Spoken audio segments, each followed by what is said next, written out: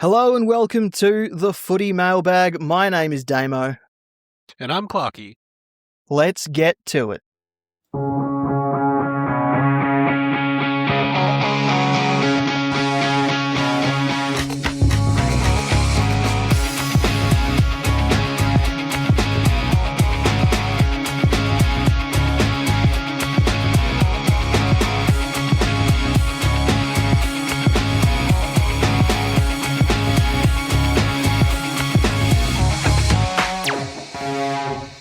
And we can't move any further without introducing our guest. He is a rising Supercoach content creator, host of Supercoach After Dark that airs on YouTube on Saturday nights after the footy.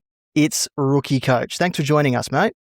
No worries. Thanks for having me. It's good to get on a podcast, not have to worry about setting the mood lighting, even though, I've already kind of done it just to set the tone. But yeah, it's good to jump on and have a good chat about what has been a pretty eventful week and start of the season, to be honest. Yeah, it's been a mental start to the season with suspensions, injuries, the like. But yeah, you like you say, you're usually camera on and face available for everyone to see, but this time it's audio only, and you can strip down if you want. I might do that. Wow, this podcast is getting horny straight away, and I'm so here for that. You guys are Clarky, you can't tell us you aren't excited. Oh, I'm always excited, but this is, I'm just saying we're like a work Zoom meeting where you got to remain top half professional, right? That's why we all wear the suits with no bottoms. That's the mailbag dress code. Obviously. I didn't get that memo. Yeah, the ranch mode. Well, that explains everything. All right, well, we'll start with what caught your eye like we do every week. Clarky, what caught your eye this week?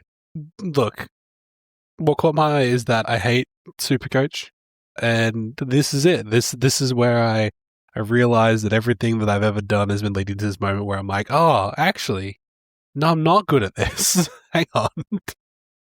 There's only so much that you can learn if you're not actually going to do the things you say you're going to do. Yeah, Dan Houston really... I did this thing that we talk about a lot where I brought in a guy because everybody else was bringing him in, and it wasn't really the guy that I wanted to bring in. And even though on paper Dan Houston's game this week probably wasn't a 60, it also included a lot of possessions that involved either negative movement or, little to no impact movement. So statistically the 60 is probably valid, but also could have in another, world have been probably an 80, which would have made me feel better. But I look at that 61 and I'm like, this is what I want. I didn't even want to do this. I chose him because I felt like safety in numbers, and I hate that. And I think that's because I was freaked out by the fact that my last guy that I was like, no, I'm gonna take a chance on this was Wayne Miller, which has also not worked out yet again for me. Yeah, Supercoach is meant to be fun, but I'm not having any, and I'm hoping that maybe there's some to come in the future. Anyway, that caught my eye. Hey, safety in numbers is not fun. It's not necessarily enjoyable. And that's okay. I mean, with Houston, watching the game, I've said this about a few players this season, to the eye, it didn't look like a 61-point game. It looked like he should have got a little bit extra, but he did have that really bad fumble that turned straight into a GWS goal. So he would have lost points for that. I don't think losing 14, 15, maybe 20 points for a fumble, though, is correct. So who knows where he lost all of his points, but Roll was still there. As well.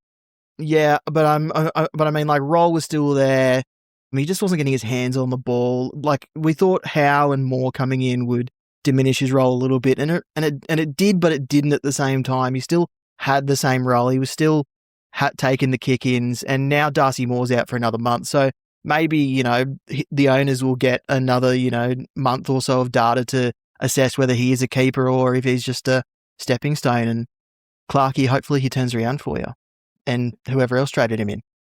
That would also be me. I continue to scream into the void. What caught your guys' eyes? Rookie? Look, so many things. That's so No. I meant is... Rookie caught my eye. No. Rookie, what caught your eye?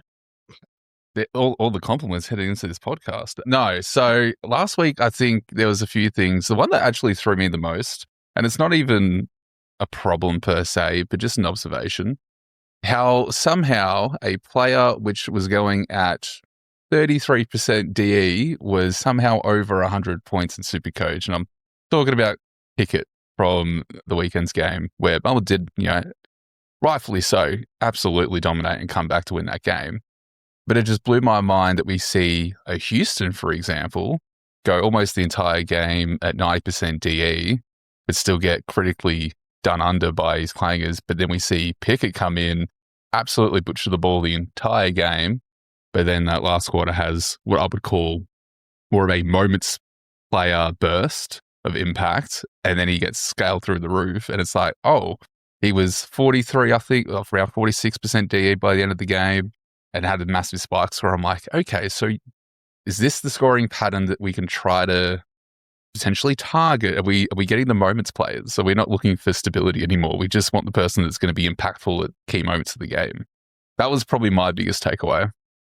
It's interesting with Pickett as well, because we know that Supercoach rewards impact, but we never quite feel that until there's a game like that where I think Cozzy Pickett probably, he touched the ball maybe like 7 times in the first half of that football game, which is not, probably not uncommon when your team only kicks a goal for an entire half of football. That was absolutely devastating to watch as a Melbourne fan. And then that second half, the level of impact and just the sheer will of it all, I think, when we talk about that, this game feels like it's kind of one of those, I completely agree with you, where I'm like, oh, he went at 42% disposal efficiency, but because he essentially won the game, or at least willed Melbourne forward to win that game. I think there was about 3 or 4 passages in a row where I watched him, like there was a set of bounds, Max Gawn taps it down to Cozzy, Cozzy gets a free, and then he kicks it straight down the throat of Bailey Fritsch, who then kicks a goal, right? And it's like 3 possessions that were probably worth, I think at the time I saw it jump up like 20 points or something like that. And I'm like, right, of course, because Melbourne were at the point of making their comeback. So yeah, definitely it makes it harder to predict as well, because he's probably going to score maybe like 60 this week against Gold Coast. He's going to score 60 or 160, and those are the only 2 options. Luke Parker's another great example of that. He goes for like a 130 spike, comes down to the, I'd say gutter, not even the ground, the gutter of a 60 score, and then spikes again last week, this week. Like, I think, because we saw this kind of ride maybe in last season with like Noah Anderson. He'd have really big spike games, but then as soon as he coughed the tension, be like a 70 floor or what have you. But this is now more consistent, just bar on impact on game. It's not even having a tagger, which also a new observation to tack onto that is our new generation of taggers, which I already have on hit list. Thank you, Foss. Thank you, Tholstrup. I wouldn't have called Tholstrup becoming a tagger at the start of this year, but, at least he's got a place in the side now. Speaking as a Melbourne fan, I'm like, yeah, you know what? At least he's there. But also now every time I'm like, can't be happy about seeing you there because you're probably affecting my Supercoach team negatively. The other side of the Cozzy as well, while we're talking about Melbourne, though, is Caleb Windsor, who I've seen a lot of people quite divided about what to do with him, coming with another 70 score, but off the back of 24 disposals, right? Which, you'd probably argue 24 disposals at anything above 60 or 70% disposal efficiency is usually going to net you at least like an 80 score, possibly even a 90, depending on impact. But yeah, we're he's just not using that ball effectively, even though he was also instrumental in that Melbourne push using his speed and agility across that. So yeah, it's like how we meant to predict this going forward is so difficult. You don't. Smoke and mirrors. Yeah. I mean, there's all these things we know or we think we know about the way the Supercoach scoring works, and then there's when these new rules are brought in that changes the look of the game, it almost changes how those points are spread between the players, and we're seeing the impact players get rewarded much more than they used to with these new rules. So I think it's just something I think it will mellow out and we'll understand like as the year goes on. But right now, your comparison there with Houston and Pickett is exactly right. Like Houston never really had a bad disposal. He did have a couple of clangers that were really bad, but like he never actually really had a terrible disposal. And Pickett was quiet for the first half, instrumental in the third, and then kind of kept the momentum in the fourth and rose to that massive score that he ended on. So I think we're still learning about what the new rules does to the scoring system, and it's a bit of pain along the way. Absolutely. What was your observation and your takeaway, Demo? We went for all these mid prices beginning of the season, and like some of them have worked out, some of them haven't. But I think the more as the years go on, we've seen draftees come out of the draft ready to go and ready to pump out those 70s, 80s, 90s, where Guns and Rookies is still proving to be the best starting structure. Like obviously chase value where you can, but Guns and Rookies just seems to have rewarded those coaches that started that way. Like we're seeing lots of people trying to fix their teams now using 3, 6, 8 trades because they went so mid-price heavy that they're now trying to go back the other way and fix it into that Guns and Rookies structure as they move forward. And like Will Dersmer's averaging 90. He was the number one pick. No one really wanted to start him at 207K, but he's proving that he was worth every cent. Jagger Smith has come in averaging 88. He was bargain basement. Obviously been in the system for 12 months, but still rookie priced. Tom Blamires or Tom Blamires, however you would say his name. He was 99K SSP, averaging almost 80. Like rookie priced, like Guns and Rookies is proving that it is the best structure and still the most safe structure. Tend to agree. Moving into a bit of a mid-price discussion, I was watching Darcy Parish on Saturday night, and I didn't watch the first quarter and a bit because daylight savings, it doesn't exist in Western Australia, so the game starts early and it's very painful. But he was only on like 23 or 26 points approaching half time, and then kind of wrestled his way to a mid-60s score. But he's like, we talked about the new rules briefly before with Cozzy Pickett.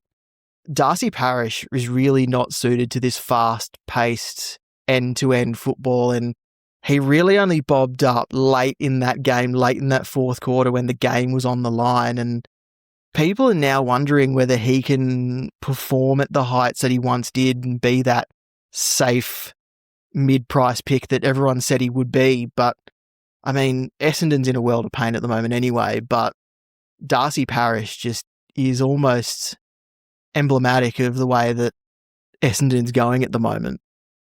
He's in the right spot, which I think is even more frustrating to see a guy who you paid that much money for. I mean, from a Supercoach perspective, and I guess from a more football perspective as well, to see a guy like that in your midfield and you go, what are you actually doing with it? Because he had 19 odd disposals against North and managed to scrape together 67 Supercoach points from that, whatever it was. Like, I don't know how sustainable that is. We're talking about how much impact disposal efficiency and impact affects the score. So I'm going to say something that's going to be controversial. Darcy Parish sucks shit and we never should have believed in him. I don't know if that's controversial. I mean, in the preseason, I was strong on the fact that I didn't really want to start him, but he looked fit in the preseason games. Like, he looked like he was ready to go. He looked like he was over all of his issues. But now that the season started and the teams have kind of picked up the pace a bit, he's been left behind. You know, he's not quite there anymore. He can't keep up with the pace of it now. And I mean, I'll use Willem Dersmer as an example. He's already had one price rise, but his next price rise will bring him in line in price with where Darcy Parish is, and then he's projected to make another 100K on top of that. So Darcy Parish is going to hover around his price, whereas you can get a guy that's going to score better, generate more cash in quicker time in this guy who's probably got, to be honest, better job security at the moment. And, it's one of those decisions, like, do you go down to get the cash gen, running a bit more healthier? And there are Darcy Parish owners out there that are so quick to get rid of him. There are some out there that are happy to hold him, and there are some that are standing in no man's land, just no idea what to do with him. I've seen some people even bench him this week in favour of guys like Braden Cook, like instead, because they just want to see what he does this week against the Bulldogs, who will probably tear them apart. So, I mean, Rookie, what would be your advice on a guy like Darcy Parish? Are you getting rid of him? Are you holding him? Or what's your general feel on this? My first piece of advice is never trust Essendon track watchers ever again. Yeah. You know what? Because Yeah, they're the ones that put us on it. Everyone's Between training Archie down the Roberts, house. Strike, Everyone's as well- fit as they've ever been. The game plan looks fantastic. Brad Scott is the king. And then the season starts. And we failed to even realise that they're playing each other and they're not good. So, of course, Parish is going to look good. I will. Yeah, but I will say, Peter Wright's having a hell of a season for those of us who own him in keeper leagues, That's true. and that's probably the That's one true. silver lining I have for Essendon right now. That's a very small silver lining. Now, look, I think Parish is interesting because I also don't think, if we look at the TOG for someone of his previous caliber, yes, the game's quickened up in pace. I also think this is a half and half, unfortunately, of like, yeah, a player's struggling to adapt, but he's also not being given the opportunity on field to adapt to it. Like, he's getting benched a fair bit and spending enough time on the pine to really wonder what Scott's doing. Like, we've seen Scott absolutely just put Sharp in the gutter. Even like the first two rounds, like Roberts was in the gutter with Tog. Like, I don't understand what Scott's trying to do with this management. Like, he's got this fifth player on the bench. He's like, sweet, everyone else, you lose like 15% Tog now. No worries. Is it The Simpsons where there's that scene where it's like Homer is doing a TV broadcast and there's like a guy in the TV booth and he's like, "What are you doing? Stop this!" And the guy's like, "No, I'm trying to get fired." It feels like that's what Brad Scott's doing. Yeah. He's just the guy in the booth saying, "No, I want to be fired." Yeah, well, he's doing all the things to do that. But from like a Supercoach perspective, we obviously can't control, any TOG or anything like that. It is, what I called at the very start of the season, speculation coach rather than Supercoach. I think if you have problems this week that don't include Parish, which I'd be very surprised, ultimately go sort them out first. Parish you can still hold. Even if he does get to a 60, he's not going to lead that much cash. But if you, say, have a Sherry and a Parish that you need to jump off, like, you've just opened up a whole bunch of cash that you can go to a Bond, which is the popular picker this week, or you can split it and make some structure corrections, on some other places that are really struggling. Like, me personally, if I look at my backline this week, T. Stewie's D1. Woohoo! I Could love be that. worse. Your D1 Could be could be Dan Houston. Ooh. Wait, I don't know whose team that would be, having their D1 Houston, D2 Miller, and D3 Caleb Windsor. Solid. Yeah, solid brick wall that I'm going to slam my head into. I actually really like Tom Stewart. Just so as an aside, it's not Darcy Parish related, but it is now Darcy Parish adjacent. Trade him to a better player would be my view on that. The Tom Stewart, James Sicily, Callum Wilkie types have really, come up with these new rules as well. They're all averaging over 100 and look good. So, maybe the intercept defender is back in a big way. Absolutely. Pog form. In Pog form. I'll quickly run through some injuries and suspensions. Todd Marshall still out with an ankle complaint, but hopefully only another week. Cherry suspended for 3 weeks. Dev Robertson suspended for 1 week. Milan Murdoch still 3 weeks away. Petrarca could be back next week or in a month. Thanks, Gold Coast, for that news. Rao could play this week or he could not. Again, thanks, Gold Coast. That's helpful. Laird, a test, but unlikely. Jordan Dawson, a test and likely. So big news out of that one is Tristan Sherry suspended for 3 weeks. Hold or trade? You'd have to be running Andrew at flex, and I was going to say, you'd have to if you've got McAndrew and you still went 2 rucks, hold.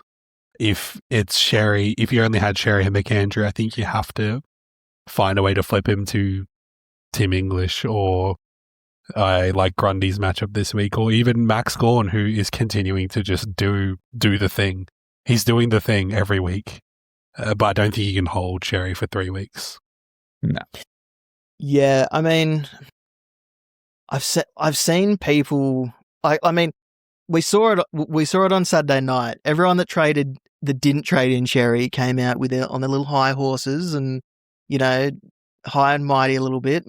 And then the people that did trade him in said, I always fall for this. I always try and fix my team by going for the most expensive guys. Like, I really liked a post I saw from the Skodfather, and it basically said content creators need to stay humble, because just remember that your poo stinks too. And I just loved how simply he put it, because, mate, we have seen some interesting posts from content creators that try and be there for the community, but it's becoming a little, my team is better than yours out there.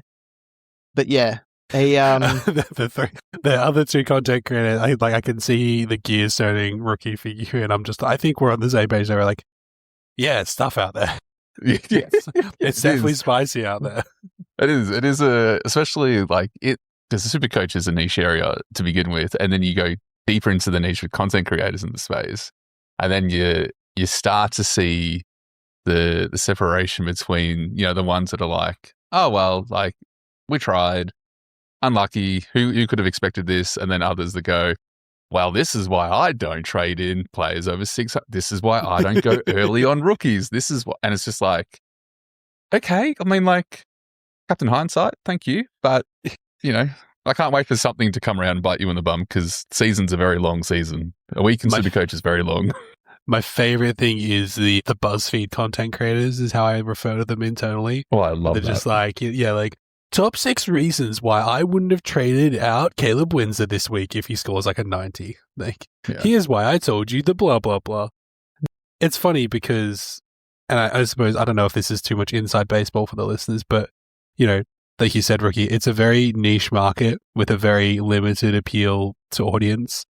And it does feel like sometimes when we have a show and we have a platform that there is an internal struggle to feel like you are only as good as your result. Mm. And I think that gets to some people more than others. Speaking very honestly, I struggle with it a lot because I've never really had like a high finish in Supercoach. But what I've always really enjoyed is obviously my time with Jock Reynolds, where, spent a lot of time with Damo, Lek, Patch, and Baron, and like the whole crew there. And we do content creation because we really enjoy it, and we continued to do it because we still really enjoy it. So we try to push a community in that direction. And I'm not saying that makes us better than anyone or anything, but I know that I also struggle constantly where I'm like, I feel that like there is a pressure to be good at it, but I don't like the people who take that to the other end where you have to sort of engage in that ego to inflate all of your positive decisions because you feel like it's what keeps people listening to you.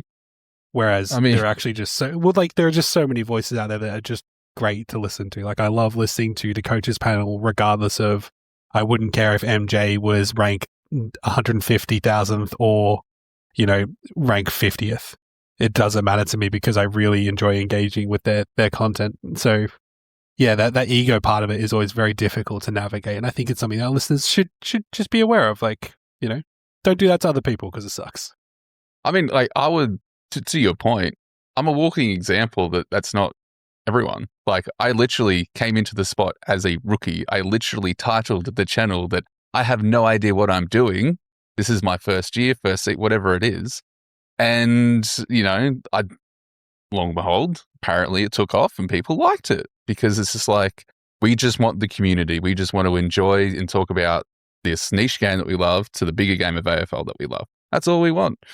Sure, there's people like, I really want to, there's the natural competitive strive that people have and they bring it into Supercoach and they tie their image to it. And I think that's where we kind of get those characters that we're talking about, which is, I like having a bit of diversity. I think it's good. It makes an interesting space because, there's probably not a week that's gone by where there isn't at least one Captain Hindsight that pops up and everyone's like, oh, that's it. We're jumping on, we're commenting, we're sharing, we're talking about it. I think there's a purpose to all different types of characters, but yeah, to your point, I don't think that there just has to be experts in the space. I think it's, I think all of us are here for a much more genuine reason of we just like footy. That's it. Yeah. Some rookies on the bubble this week: Chris Sherry, Hugh Bond, Jake Rogers, Chase Jones, Josh Lindsay, Maikelty Lafau, Lincoln McCarthy, just to name a few. Also, Ned Reeves at 242k is about to go up in price if you want something fun and trust the job security. I actually really don't hate that. And I never thought I'd say that about Ned Reeves. He's doing a lot better than Lloyd Meek at the moment.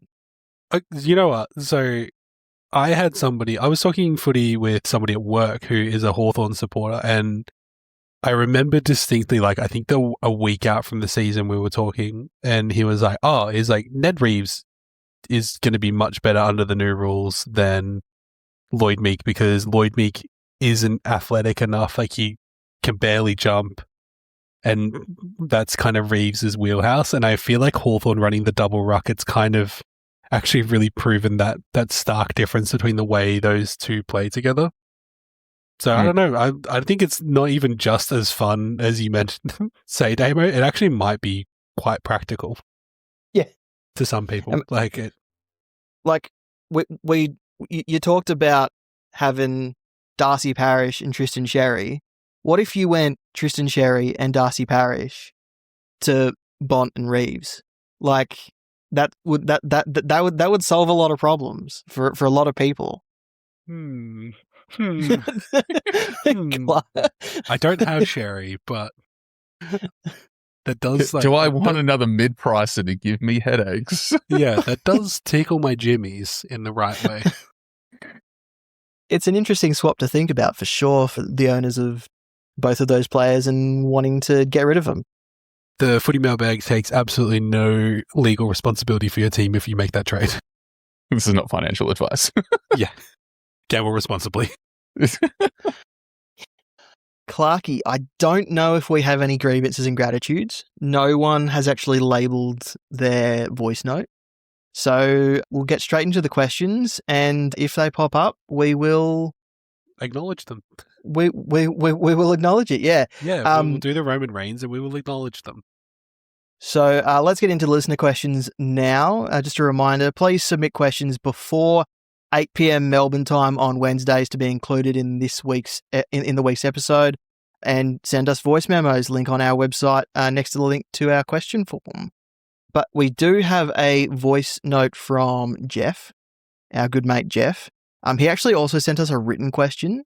So if it's the same thing, I won't read out his question, but I don't think it is. We'll find out, Jeff. We'll soon find out.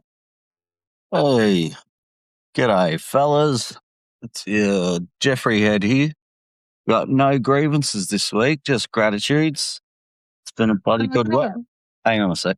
Yeah, g'day. Can I grab a classic chicken crispy wrap, please, by itself? Yeah, is there anything else? Nah, mate, that's good. Thank you. You're a bit different. Thank you. Yeah, anyway, as I was saying, all gratitude, Supercoach team did well. Didn't have the old blood squirter in my team, so that did really well.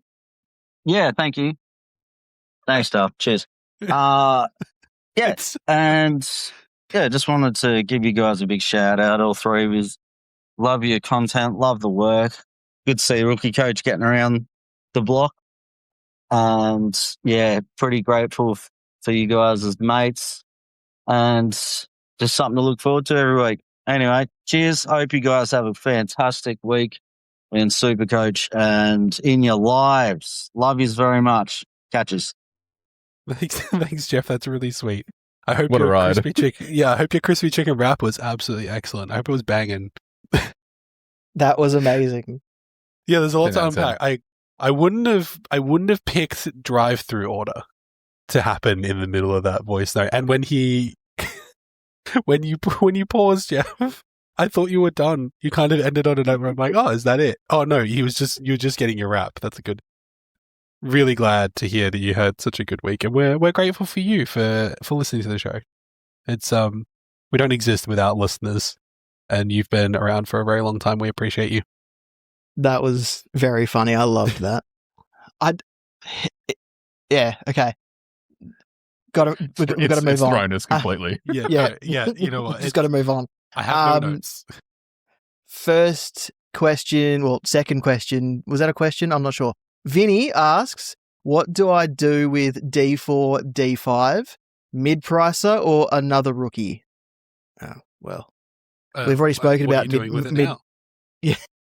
What are you currently doing with We've it? already spoken about how mid-prices are a little bit hit and miss at the moment. There's some good rookies out there, actually, if you've missed any. Even Hugh Bond is on the bubble. Adelaide's defence is a bit decimated, so he should keep his spot. It's difficult without seeing your team, Vinny. I would say if you're looking at D4, D5s, the most important advice that we usually give is continue your cash generation. If you don't have these rookies, Lindsay is a great one to make sure that you've got this week. Hugh Bond is someone to look at with Jordan Butts confirmed out for another week for delayed concussion, which can we absolutely was not delayed concussion. The concussion happened immediately. If anybody with eyes watched the footage, the concussion was already there. It was in the room with us. And the AFL has their independent concussion scouts or whatever they're called at games, and they didn't even pick it up. So, like, what were they watching? Anyway, not Hugh Bond. So, yeah, not Hugh. Like, they were looking at something else, I guess. But yeah, because I'm not really sure who replaces him, because they've got, as far as key defenders go, it's him, Mark Keane, and Nick Murray, I think, are their big key defenders. So I suppose there will be something that needs to happen with that defensive unit. And I think Hugh Bond probably has a little bit of run in him. But yeah, keep your cash in going, I would say, unless you have need to swap like a massively failed mid-pricer. Say you went a Miller, for example, and you're flipping him to a proper premium. Yeah, I'd agree. I think we've got some serviceable rookies down there. Like you got Jakes, you got Lindsay. Yeah, Barrow might be one that we look at, even though he's a Dons player, and Brad Scott and all that business. But you've got some movement where you can facilitate having rookies sit in those spots, especially if your mid-prices like a Windsor just aren't doing enough to warrant, getting that price tag. If you can move down to a Bond or a Farrow, next week, there's a bit of movement that you can do, especially when you have flex and DPP. But yeah, those last two spots definitely reserve for cash gem, because that will set you up for the season. Next question comes from Benji. Do I get Bont and some rookies, or Davies, Uniac, McKercher and a rookie? He's leaning towards the North boys, but it means he has 6 on the round 12 bye. But he's also saying surely they outscore Bont altogether, going for the 2 North primos, or could be primos. I'm a little bit torn on this one. Yeah, I mean, we don't have to we do, but we don't have to worry about the mid-season buys just yet. You can trade your way to fix that. There's still a few weeks until you really need to start working out how balanced you are for them. But I've seen people trading out premiums for just to get Bont, and I think I'd prefer 2 guys averaging 110 than Bont and a rookie that might spike to 55 or 60.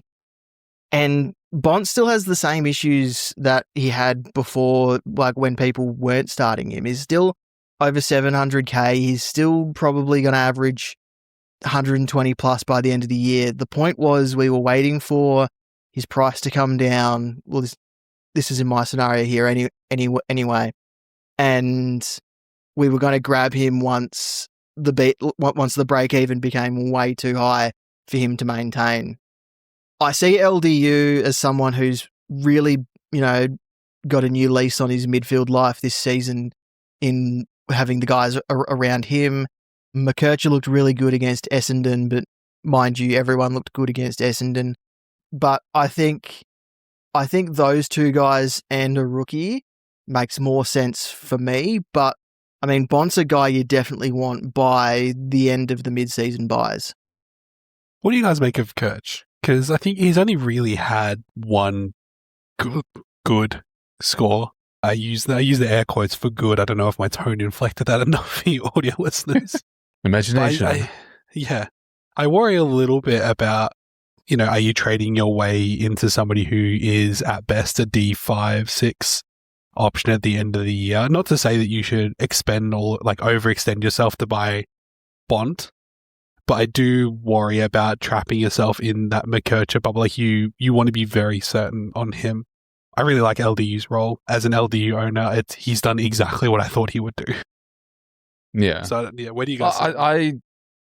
I personally am very much in the similar way to Damo. I think if you didn't jump into Sherry, but then all of a sudden you change your tune to jump into Bont, I think it's just the flavor of the week. And it is a season. You're jumping into Bont for what we expect and hope to be a nice spike score of a matchup.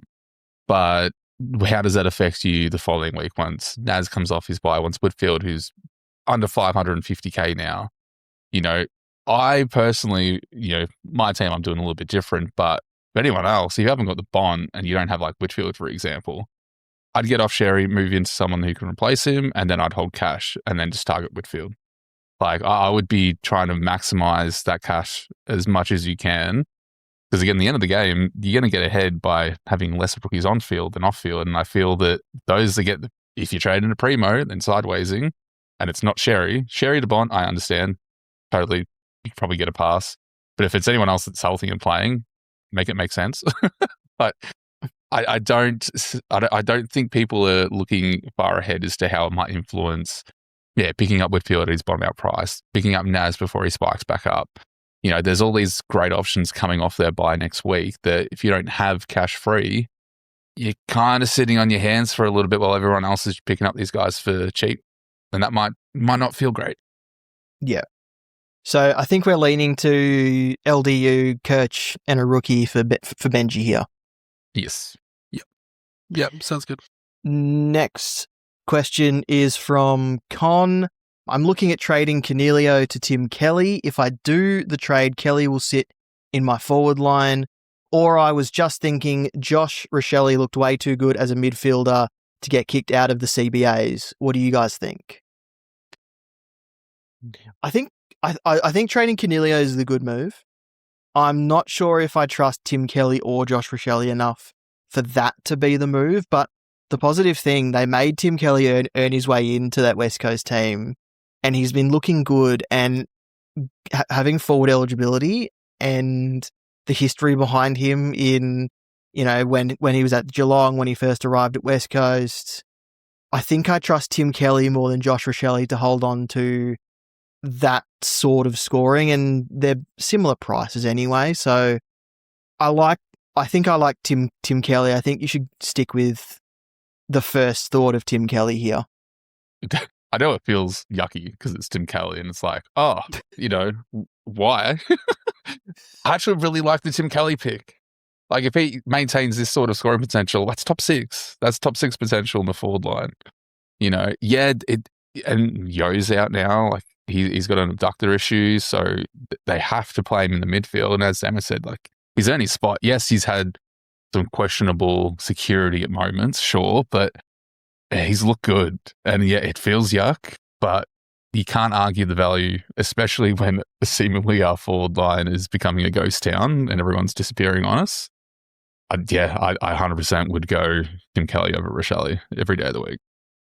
Yeah, I think we got to remember that Rochelle filled a vaguely Jordan Dawson-shaped hole in the Adelaide midfield last week. And don't get me wrong, he was awesome.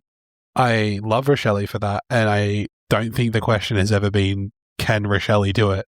I think the question is, Jordan Dawson's supposed to be back this week, and there's nowhere else for Rochelle to go. Jordan Dawson isn't going anywhere different unless, maybe he takes over some of the Laird role back to Jordan Dawson's kind of roots of being a bit of a halfback and mid general. But I think it's more likely that Richelli gets kind of shunted back to his, semi high half forward, rotating a little bit in through the mids. So Tim Kelly is just a midfielder. Like that is what he's there to do. And he's kind of one of the only senior midfielders really left at West Coast. So he's got that pedigree, like you guys said. As much as I think Richelli is the more fun pick of the two because he, like you said, Rookie perfectly, it feels a bit yuck to be like, oh man, Tim Kelly is a good option. But I also like this question because both options are fun. I wouldn't have expected us to talk about Tim Kelly today. And so I appreciate you for that, Con. Let us know what you did. I'm going to keep you in mind when I watch the West Coast game this week. Next question comes from, I'm going to say Lockie, but it's spelt Loke, from the Iron Tondom Discord, I believe, Clarky. If it's the same guy, then yes. Okay. He says, hey guys, well, although I appreciate the recommendation last week to bring in Sherry over Jackson, did we say that? Safe to say it was a very short stay in the team. Blackstone and Cherry need to go. I'm thinking Bont and a rookie. Who would be the best under 200k pick? Is it still Watkins? Should I use a second boost to get Parrish out for someone in the 400 to 500k range? Tim Kelly? Yeah, Rookie, I was going to say, we've already given Lockie bad advice. Do you have any advice for him? I mean, I think to answer these first part of the question in regards to like the crop of the rookies for the moment, I see the argument for jumping into Watkins at his 150 price tag, but you're still expecting him to, again, he looked great in the first half, don't get me wrong, but he died off pretty quickly in the second half, which and Wines absolutely smashed it in the Sandful, by the way. Absolutely killed it, so that I don't see him being held back much longer. And they're going to obviously prioritize him over, unfortunately, Butter's best mate, which, is a bit unfortunate for him. But you got Sherry from Freo. You've got Bond that you can look at depending on your flexibility. Like, there are some options that you can look at. I don't mind moving to Sherry just because he also is 99k and has DPP, so it does open up some avenues, especially if you're moving to Bond where you really need to try and carry cash in the next week if you want to keep your cadence. I'd probably be leaning to Sherry. And then, if you want someone in that 400 to 500 range, actually still I'm going to suggest Tim Kelly. Yeah. Because he's also got DPP. You put Sherry in your midfield, you put Tim Kelly in your forward line, and then if you have any dramas, you can flip him around and, bang. Like, I think it opens up a lot of doors for you. I mean, I quite like the Chris Sherry pick.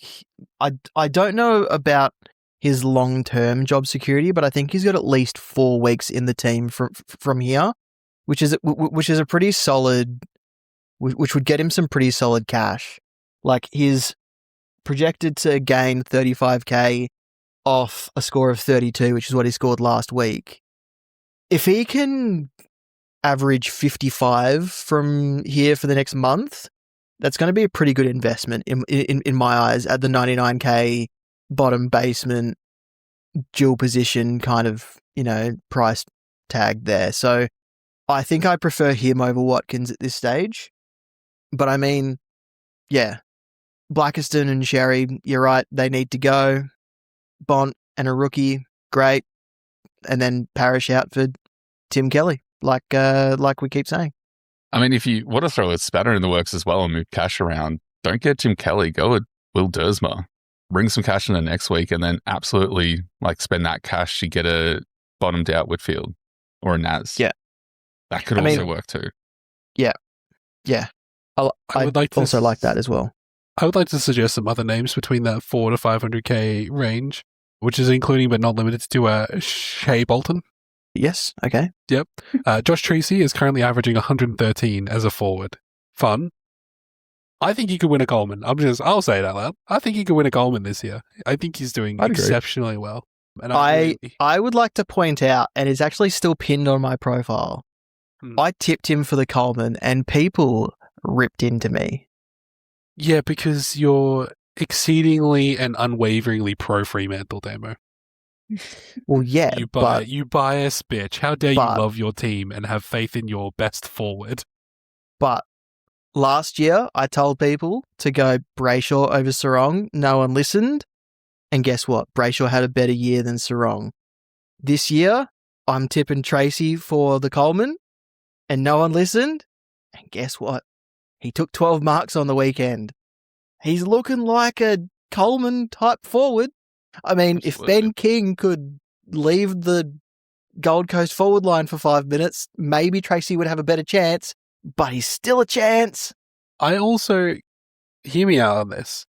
I think Jack Ross is a guy who could probably finish the year with mid-forward DPP and average around 100. I love that pick so much. I can see it happening, and it seems like he has got a bit more of a license this year. Scores of 101 against Carlton, 77 against Gold Coast, and then 104 against Freo. And they're playing Port this year, who, based on current form, might be one of the worst teams in the AFL. So I was going to say the worst, and I remembered Essendon didn't exist. So they might potentially be the second worst team in the AFL at the moment, without Connor Rosie, apparently. I forgot that Jack Ross was still in the AFL system, so I'll leave you guys to make He's that recommendation. Very cheap as well. He's 437k. The shoots, Damo, they're happening over at Punt Road. The shoots. Tim Kelly's cheaper. Tim Kelly's Kelly's cheaper. But as we mentioned, yuck. But also Jack Ross not is just yuck. as yuck. Yeah, no, for sure. If not more so. Yeah, probably. Yeah, if not, it's at the very least, it's the same. Anyway, All right. hope that helps, or hope it didn't help, I guess. Next question comes from Timbo. Hey boys, it's one of them pesky Tims again. Last week when you were chatting forward primos to watch, I was screaming at my device, what about Isaac Rankin? I got him in last week in a juicy three-way after injury trades along with Sherry and Worrell. Don't I have egg, or rather blood on my face now? Anyway, I have instant buyer's remorse on Rankin. I thought the 77 first week was a warm-up after his suspended start. That 34 really hurts, and it looks like they don't want him anywhere near the ball, but he also went at 57%, which I would have thought is low for him. Is this the low point, or do I boost and parachute out of this before his price plummets? I don't think Rankin's the problem here. I think like Worrell, great trade in. Rankin, I think he'll be okay.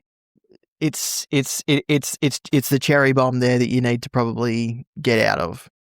So I wouldn't use a 7 boost. disposals. I realized I hadn't seen him much. 7 disposals and a goal. Jesus, that's like the quietest he's been for about 3 years. Yeah. And there's a reason why he was quiet. He copped attention. Like Geelong have O'Connor and Mullen that just sit on people, and Rankin was one of them. So there's a reason why he was very quiet. And there's also probably a reason why Rochelle had a bigger spike in the midfielders, because Rankin couldn't do anything. Yeah, so I wouldn't worry about Rankin just yet. No. Just hold on to him for a little while longer. Worrell was a good trade in. I like that. Jerry, that's where you need to probably fix up this week. I don't think you can hold him for 3 weeks. Yeah. I feel like just wait out Rankin and see what happens. If he's the last thing you have to fix up in your team and you kind of cop the loss, you're probably not going to notice by then, because you'll have made your money and brought in your other premiums that make one non-firing primo a little bit more bearable. Jeffrey Head returns, this time in written form. How do we feel about Parrish to Kirch and delaying Whitfield by another week after his bye, or Parrish to Dersma and collect some cash for Whit next week? Feel like cash gen is the way to go, but both should make a bit of cash. Love to hear your thoughts. I think Parrish to Dersma and then get Whitfield next week. That makes the most sense to me. Agreed. Perfectly cromulent. And it's kind of what we've recommended to a lot of people already, so, Well, that and Tim stick Kelly. to theme. And Tim Kelly. The 2 things we've recommended this week. Dersma and Tim It's Kelly. going to be an absolute witch hunt for us three if Kelly goes for a 60. I can't believe that the last episode of the mailbag was them talking about Tim Kelly. I know. I mean, West Coast up against Sydney this week. Just saying. Yeah. I'm trying to Okay. decide Next what you mean by that question. and how I can spin it. Yeah, I'm Into like, being- I don't know how I can turn this into something good. Next question. Tim W. He's got a grievance trading in Cherry and Bruin for a combined score of a tad over 100. Needing to trade Cherry out now as falling way down in the rankings and need to claw my way back.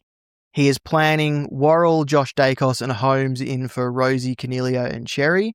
But who do we like out of Josh Dacos, Worrell, Stewart, or wait on Lockie, Ash, or Nazire? Or any fun dad options, Clarky? Well, you want to hear about this guy that has not come up on the podcast before this point. He was traded to West Coast in a blockbuster deal that really shook there. I think out of the, like, you've picked the three best options really for your defense and pick the one that feels the best to you. I don't think I have a preference really on Dacos, Worrell, or Stewart. I think in that order as well. I feel like Stewart's probably the most fun out of the three, and Josh Dacos is like everyone's going to pick him because he's literally like both of the Dacoses between them average about 80 possessions a game these days. So sensible every day, save your money, don't go to the show kind of stuff is Josh Dacos. And I think probably highest variance but very secure role is Stewart.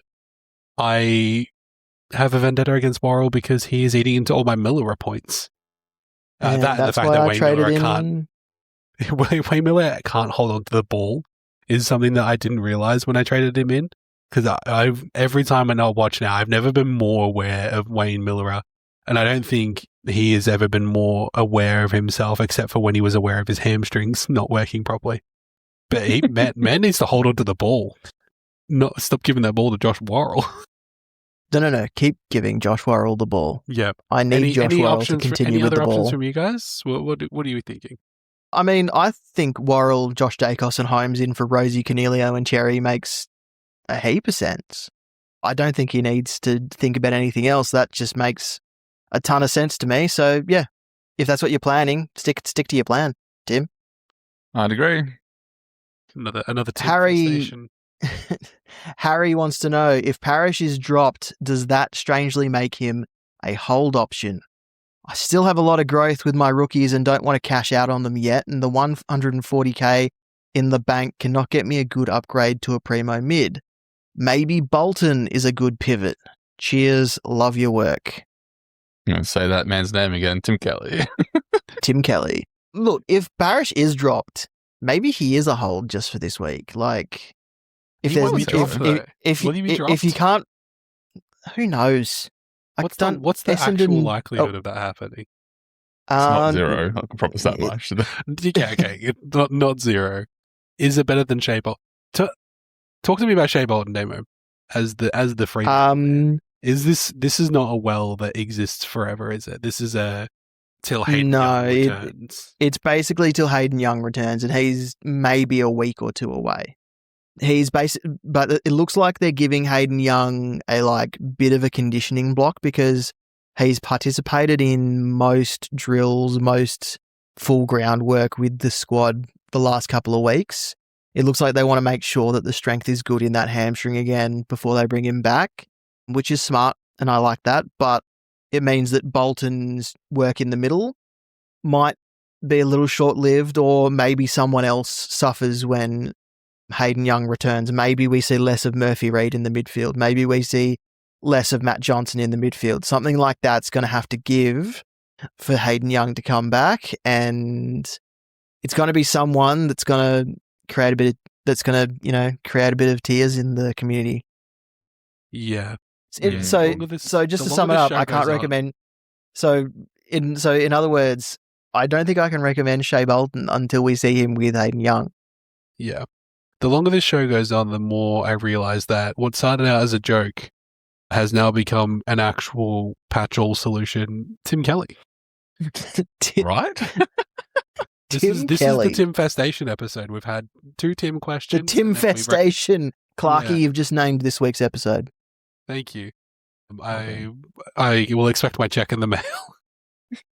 You already Signed work by here. Tim Kelly. Signed by Tim Kelly.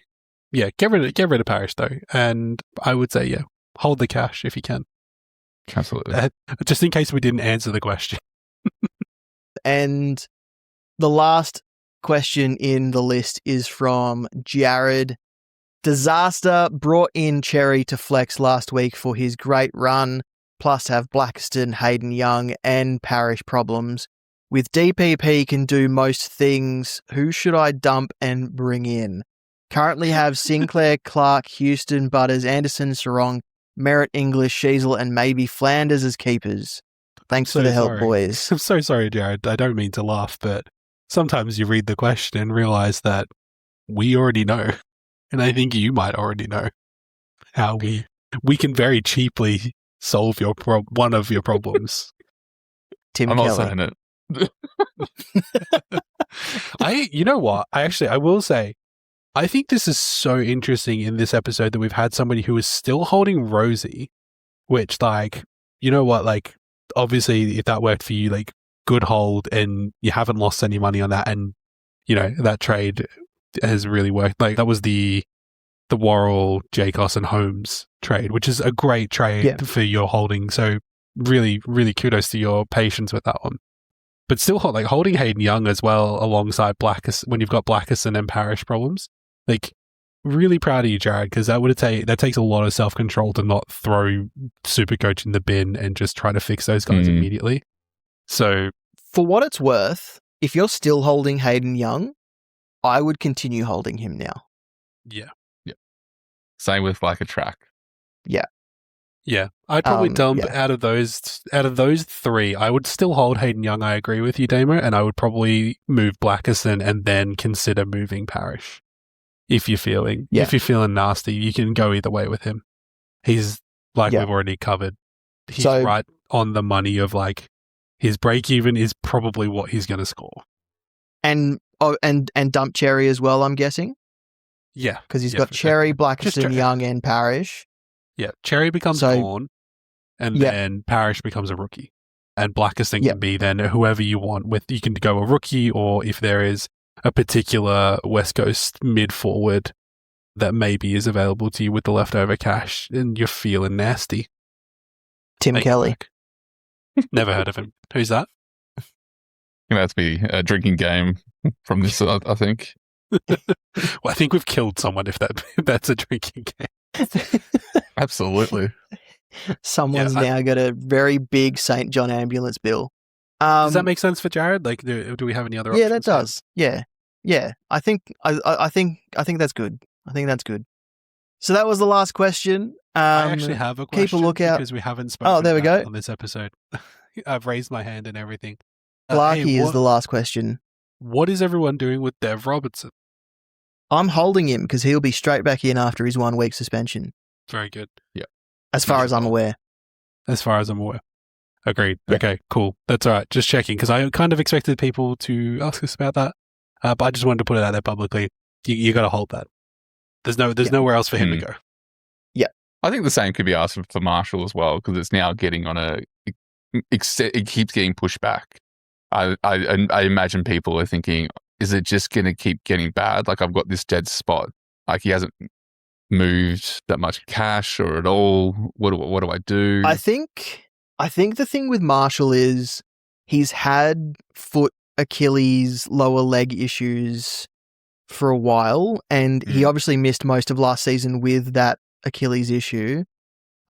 I think because it's the same ankle and he's re-injured it, they're just going through the cautious approach, giving him the proper rehab this time, not just strapping it up and putting him back out there, to give him the best chance to play the majority of the season. So I think he's good to hold unless the timeline blows out even further than what it is. I think he's okay to hold. And we're still on best 18 this week. Hopefully returns for gather round.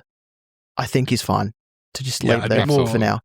I think I'd be more concerned as far as a forward rookie goes for like a Lombard and maybe a Rosas if you've got him as well, in terms of like what are we going to do with these guys? Because I'd rather hold Marshall knowing that he's averaging like 80 than hold Lombard or Rosas who are averaging like 40.